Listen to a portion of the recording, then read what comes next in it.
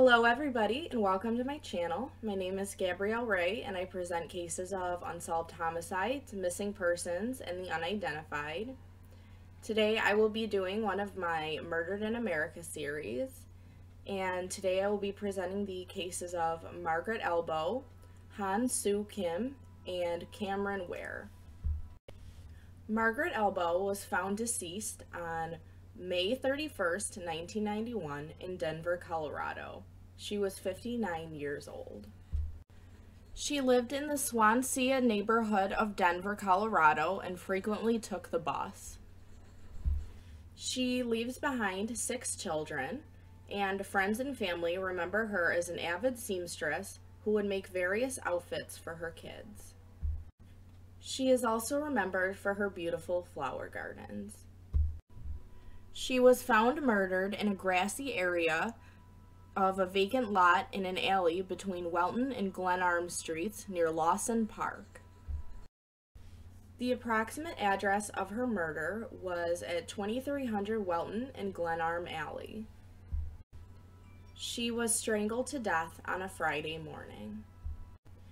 The night prior to her murder, she was reported to have been at a neighborhood establishment called the Denver Grill, which was in very close proximity to the scene.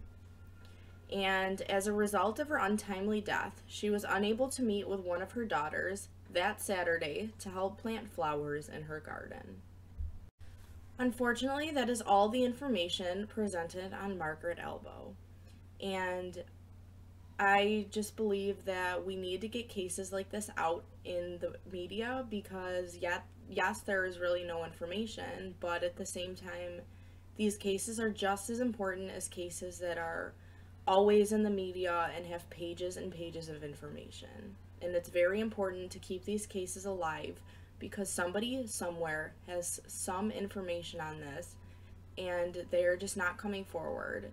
And it may be because they are scared or because they themselves are the perpetrator, but it has been almost 2 decades since this murder, and actually it's been over 2 decades since this murder, and we need answers, and I'm sure her family and her daughters need answers as well. If you or anybody you know have any information on the death of Margaret Albo, please contact the Denver Police Department at 720-913-2000 or contact Denver Crime Stoppers at 720-913-7867. Soo Kim was deceased on September 2nd, 1999 in Oahu, Hawaii. He was 41 years old and from Salt Lake, Hawaii. He was employed as a cab driver. He moved from Korea to Hawaii in 1985. He was a Korean national with permanent U.S. residency. He was a father of 2 boys, ages 9 and 10 at the time of his murder. He was last seen dropping off a passenger in Waikiki and may have picked up another fare nearby. He was driving a 1984 brown Buick station wagon with Hawaii license plates FTN 306. There was a SIDA 712 printed on the taxi dome light. And I'm not sure if it's SIDA or SIDA. He was found dead in his taxi cab at 2:52 a.m. in a parking lot of Kailua Beach Park. And the police are unsure if he was shot to death or beaten. Robbery appeared to be the motive. Kim's wife, who worked as a vendor at Aloha Marketplace in Waikiki, fainted when she heard the news, and the Korean community in Hawaii expressed their disbelief, sorrow, and anger over the slaying, and they said that they are in shock. "These things never really happened," said Korean Consulate General spokesman Ben Oh. Korean Consulate also is supporting and assisting the family. This murder prompted local taxi companies to alert drivers and advise them to be more cautious. Charlie's Taxis and Tours are installing new security measures in their 200 cars, but didn't specify exactly what measures. Driving a taxi is one of the most dangerous occupations, according to the 1996 Workplace Violence Studies by National Institute for Occupational Safety and Health in Washington, D.C. Between the period of 1980 and 1989, there were 287 cabbies murdered, and between 1990 and 1992, there was 138 cabbies murdered. The availability is what makes them vulnerable. And according to Lieutenant Clifford Takasono, the head of Honolulu, Hawaii Robbery Detail Unit, says that they're a moving mom-and-pop store. They're a cash and carry business. Since August 2nd of that year, 19 homicides were reported in 32 days. All different types, there were no patterns, and this was recorded until September of 1999. Police are asking anyone who saw him or his station wagon cab from 1 a.m. to 3 a.m. in the days prior to his murder to come forward, and says that it is never too late. Unfortunately, there is no photographs and only one news article on Soo Kim's murder, which upsets me to the fullest because there should be more information on this, especially when he was just a regular guy. He drove his taxi to make money and to support his family, and had a loving wife and his children. And it just makes no sense to me as to why somebody would senselessly murder this man in cold blood. And robbery appeared to be the motive. Well, it just, how much money is worth a life? It just upsets me so much because to this day there is still no information, still no leads, and still no arrests in this case.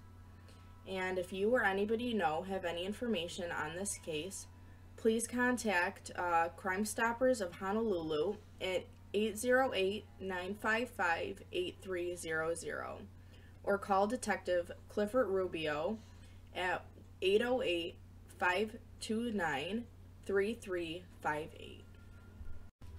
Cameron Ware was deceased on October 12, 2003 in Portland, Oregon. He was only 22 years old at his time of death. He was known for having a heart of gold, according to Bob Stewart, a retired FBI agent volunteering at Portland's Police Bureau Cold Case Unit. He was parked in his Chevy Monte Carlo in his driveway in the 5800 block of Northeast 18th Avenue in the evening hours when someone opened fire.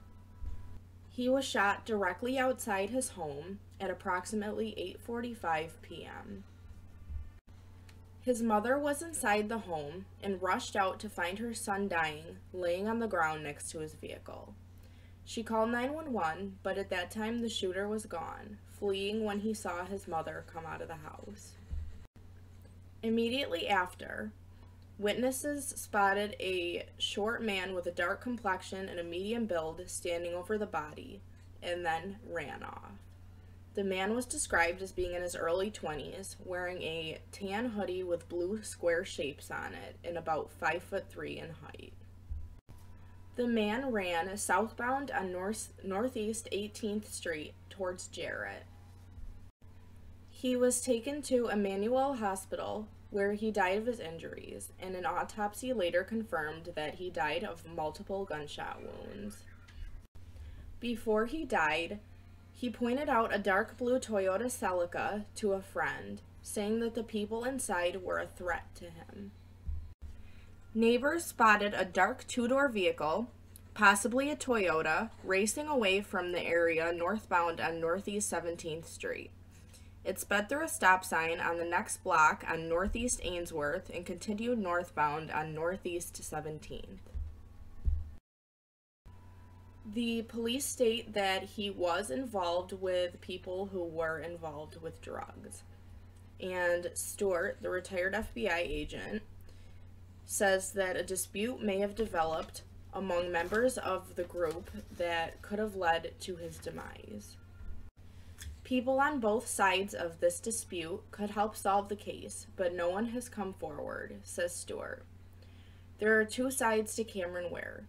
There's his involvement with people and events that may have led to him being shot, but in the course of the investigation, we found that talking to friends and relatives, that he was a very well-liked person. There is a $2,500 reward for anybody with any information on this case that can lead to an arrest or a conviction. Though we are unsure of what may have happened to lead up to the cause of Cameron's death, whatever he was involved in, whatever he may have been involved in allegedly, it doesn't matter. He should not be dead right now. He should still be alive and well to this day. And just because of somebody's background or what they were doing in their personal life has no reason for somebody to take a life. And if you or anybody you know have any information on this case, please contact the Cold Case Homicide Unit at 503-823-0400 or call Crime Stoppers at 503-823-4357. Or you can go online to www.p3tips.com/823 to submit an anonymous tip.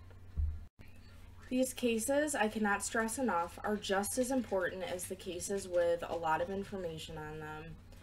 And they need to be out, and people need to know about them. And I cannot stress it enough that these cases are so important, and they should be in the eyes of everybody else as well. And people that, know as much information as the Drew Peterson case or Ted Bundy's murders, they should be just as popular as those. But unfortunately, there's no media coverage. And media coverage is mostly what gets tips and gets people talking. And unfortunately, in these cases, I could only find about 2 or 3 articles maximum. And I just don't think that's fair to the families and the people that are involved. I just don't understand why some cases have more coverage than others. I understand that it might be due to police coverage or families, trying to get it in the media. Oh, my dog wants to say hi.